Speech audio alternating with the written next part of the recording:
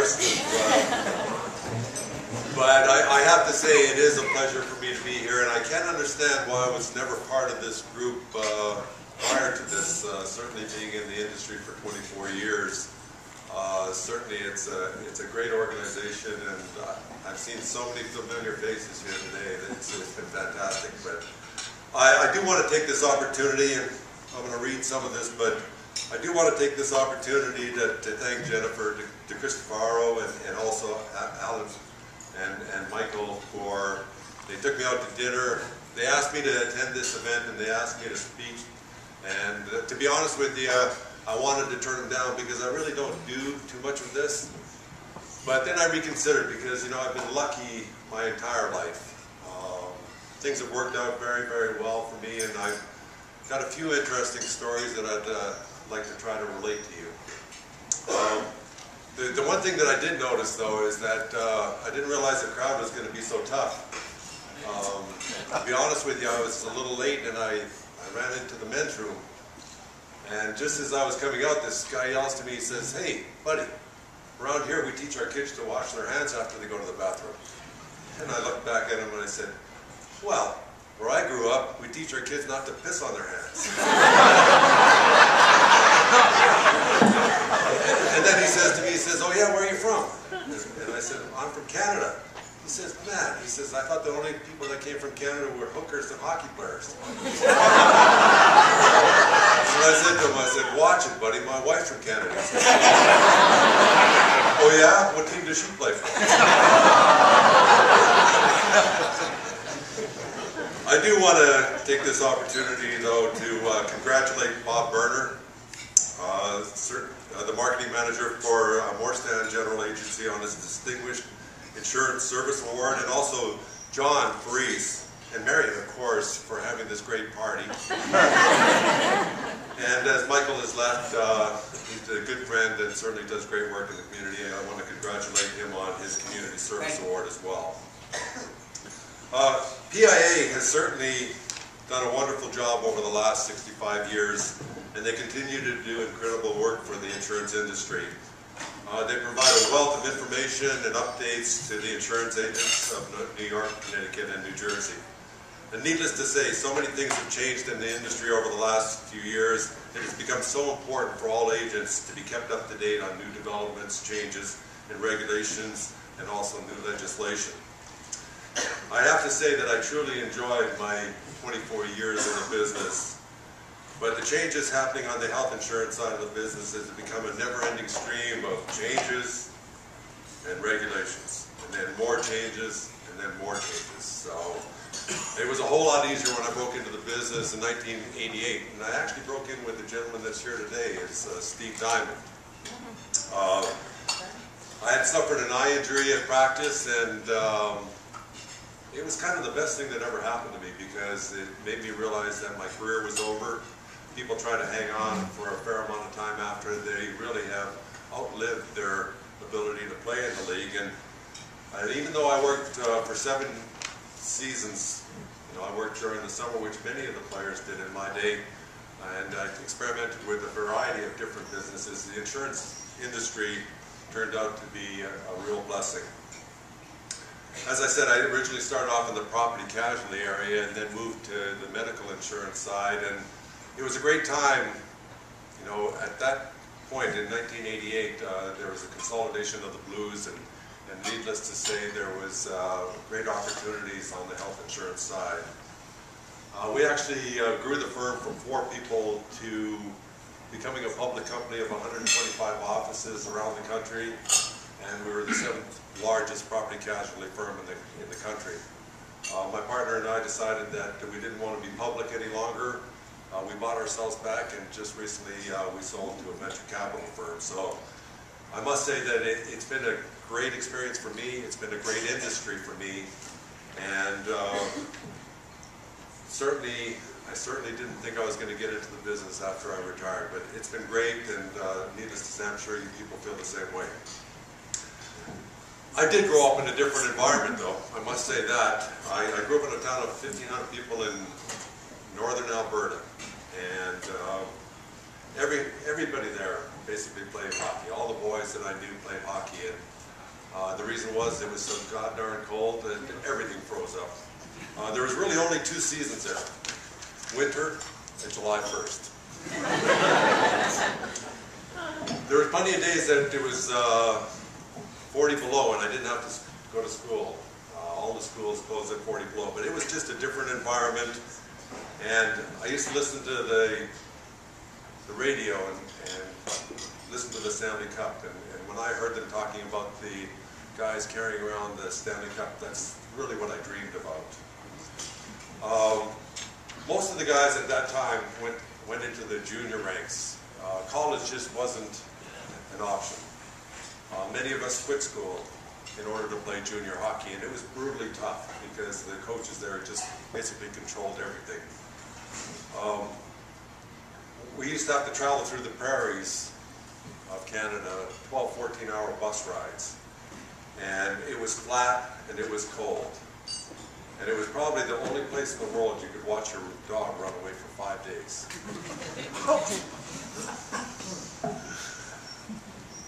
You know, one of the lessons that I learned, and I'm going to go into this a little bit in my discussion here this morning, is that there's plenty of things that you dream about, and you've got plenty of people out there that try to discourage you from those dreams. And I was sure my coach in junior was trying to discourage me from becoming a professional player, because he told me 1,000 times that I would never make it.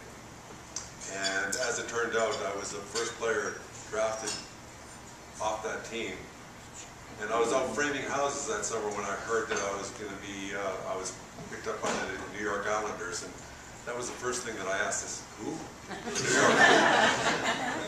And the second thing that I thought of was, holy shit, I got to buy a gun. Because that is the only thing that we heard about New York. There was crime on the streets, and my God, everyone was getting killed down there.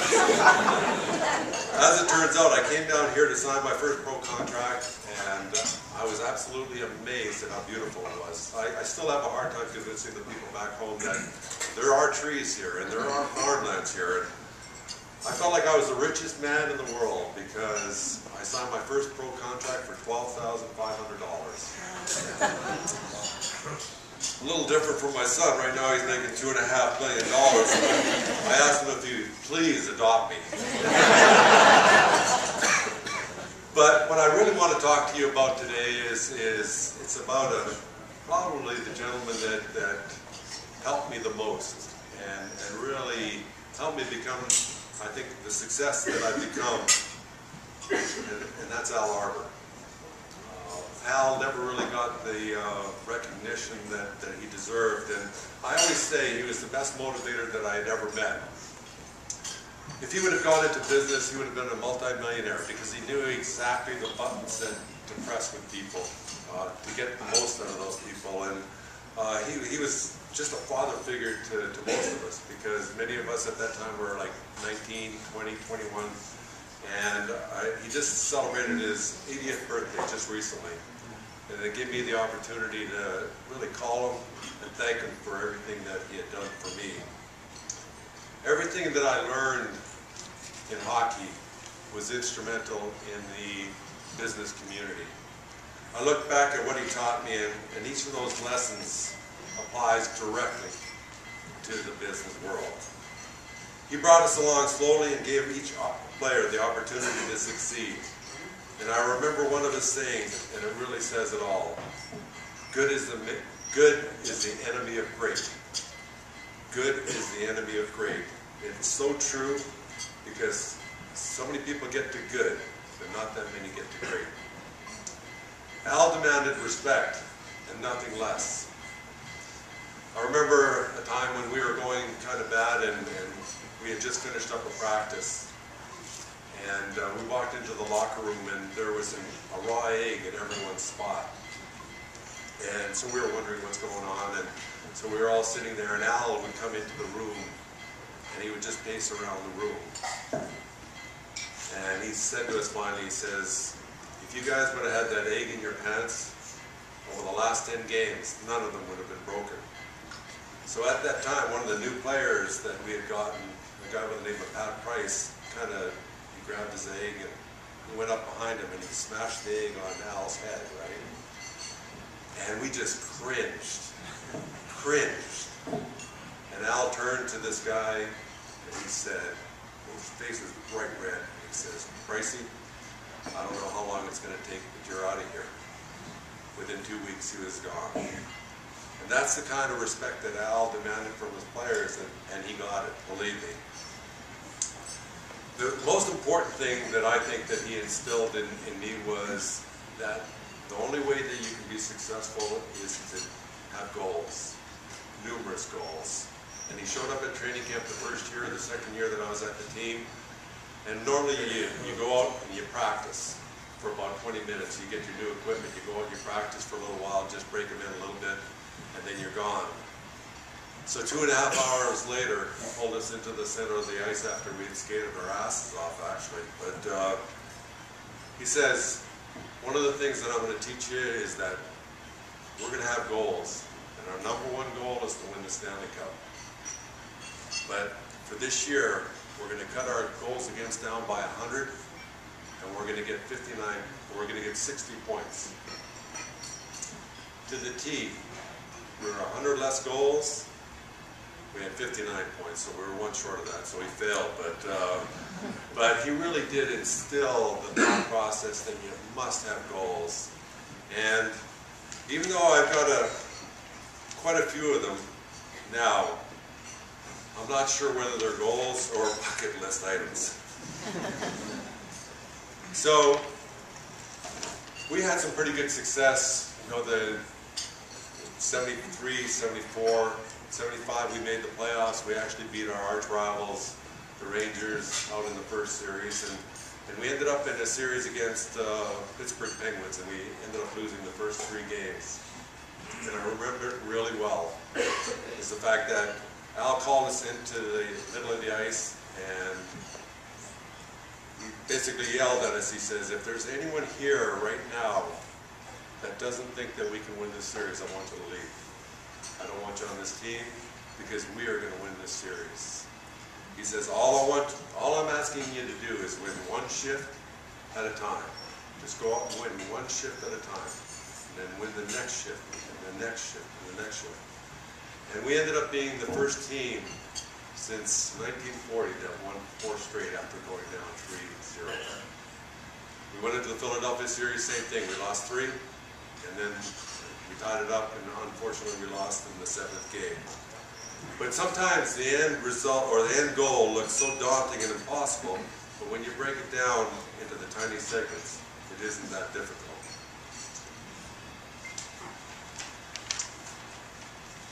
One of the things he also taught us, which I think was really, really important, is to take on more responsibility. And I think it's probably the same as in business. And so one game we were playing up in Montreal, and Clark Gillies had just come to the team, and he was a monster of a guy, one of my closest friends and roommates for the longest time. But it was the end of the game, and it was 3-3. And so Jacques Lemaire shut and Lafleur on the ice. And so he puts out Clark Gillies out on the left side. So sure enough, the face-off happens.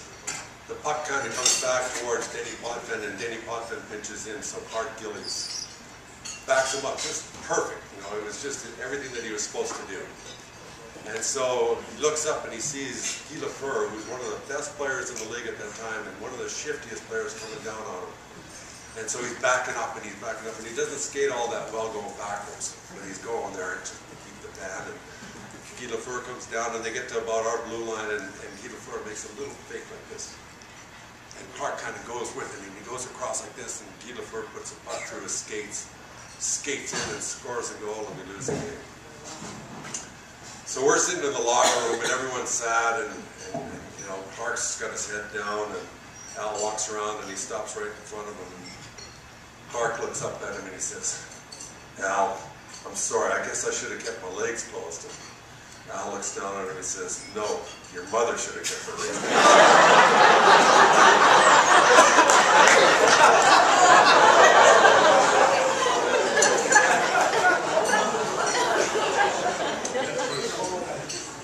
the one thing that's so interesting, and I go back to the goal thing, is that you know, when you're in business, it's very difficult to understand exactly what you accomplished over the course of a day. And yet in hockey, it's a little bit different, because if you know, got a goal and the 3 assists, you know that you've had a good day. So, needless to say, it's a whole lot different than when I used to play. Now, one of the things that I think this is probably more of a guide thing, and I want to watch the time here. So, you know, the one thing that Al taught us, and I think that was probably the most important thing of all, is that you can't fear losing. And you know, he would say, what's the worst that can happen if you lose? You know, you'll wake up the next morning. You know, the sun's going to come up. But isn't it better to be on your toes attacking and loving to win, rather than being on your heels and being afraid of losing? He told us that we needed to conquer that fear.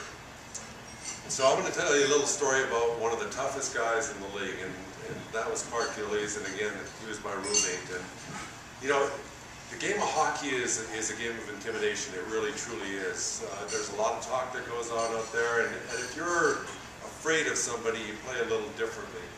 And that's why fighting has to be part of the game, because if someone does something dirty to you, the only way that you're going to show them that you want their respect is to either fight them or do something dirty to them. But so one night we came out of Boston, and we were walking back to the hotel together, and you know, he asked me if I was afraid of fighting anybody. And I said, yeah, you know, there's a couple guys that I don't really like to fight. One was Glenn Cochran, because every time you grab the hold, which you have to do in a hockey fight, his whole jersey and his shoulder pad and everything came off. And so I said, well, what about you? And you know, like, he normally beat the crap out of everybody, but in this particular case, he says, you know, I'm a little afraid of this Ben Wilson. I had a fight with him one time, and I didn't do all that well, and so you know, I'm a little hesitant. So I said, I'm going into Chicago tomorrow night. You got to fight him then. And I said, really? I mean, you got to fight him. You got to fight this guy. And Clarky says, okay, well, so we're roommates, so I'm on all night. What are you going to do tomorrow? What are you going to do tomorrow, huh? Come on. He says, I want to fight him. I want to fight him. So we get up, we have a pregame meal, we have a little skate, and I'm skating around, and I'm looking at him, and I'm just eyeballing him, just to make sure that he knows what he has to do, right? So that night, well, I want to give you one little caveat here, because I said, if you don't, I will. And there's no way I was going to fight Ben. I'm smarter than Clark. But honestly, we got through the first period, and he didn't fight him, you know. So I'm sitting in the locker room, and I kind of got up, and I walked by him. I said, hey, listen, the second period's here. You got to do it. So he did. And the moral of that story is that, you know, it's no different, I guess, than falling off a horse. You got to get back up, and you got to do it. And you got to do it. But the most important thing that I got out of this whole thing is that I tried to play the life game without falling back on my heels.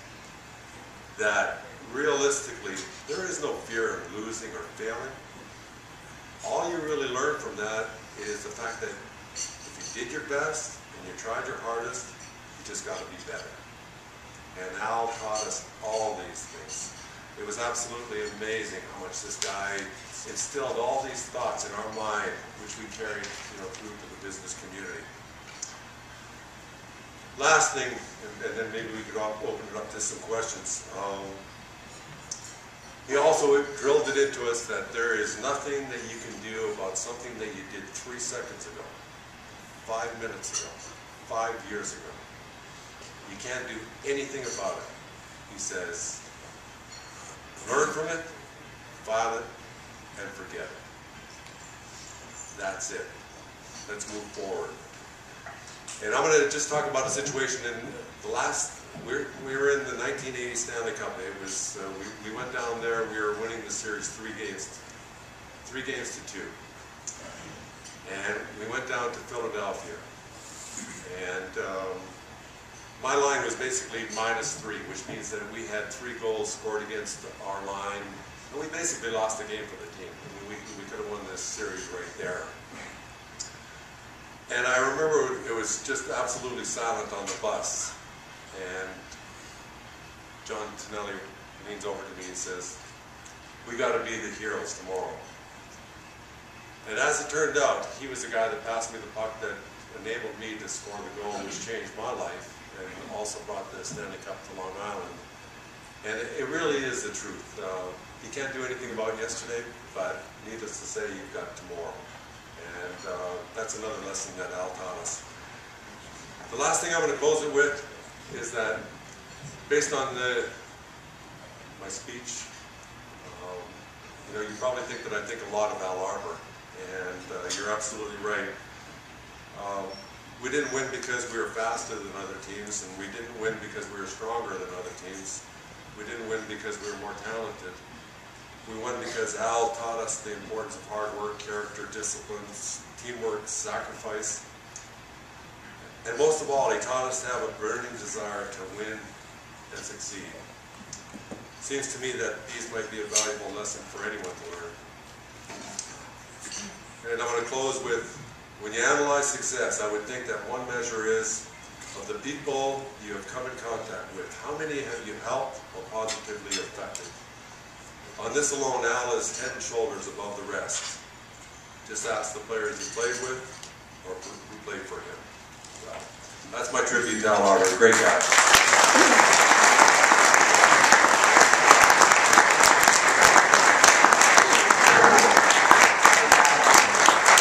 We have a couple of questions that were called in. If you don't mind, I'm going to put you on the spot. Okay. And then maybe we can take a couple from the audience. Kim, do we have a minute or two for that? Okay, good. All right, first one is from Alan Klafka.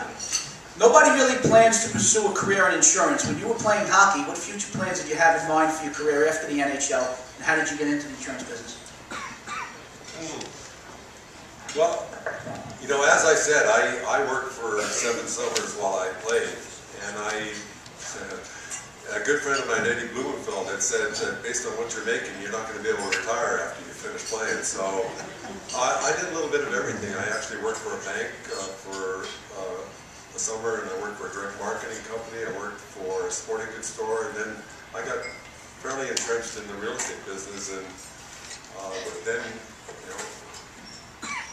it kind of cooled off. The real estate industry kind of cooled off in '88, and I decided that insurance might, the numbers might work a little bit better, and I never really had planned on going in that direction. I really was involved very heavily in the real estate business, but it's been fantastic, and I've really loved it, enjoyed it. Thank you. Sorry, New York Lotto jackpot. Bob Boyle asks, how do you block out the nerves and distractions to be able to perform and excel at the most critical of moments? I normally drink.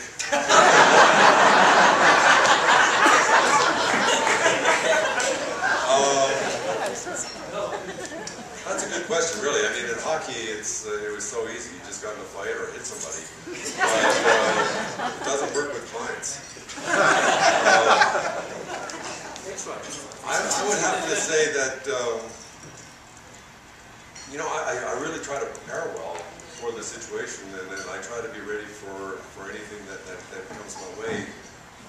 And then, you just got to have a certain amount of confidence in yourself, I think. Who would have won a fight between you and Gillies? I fought him in practice, actually. How'd you do?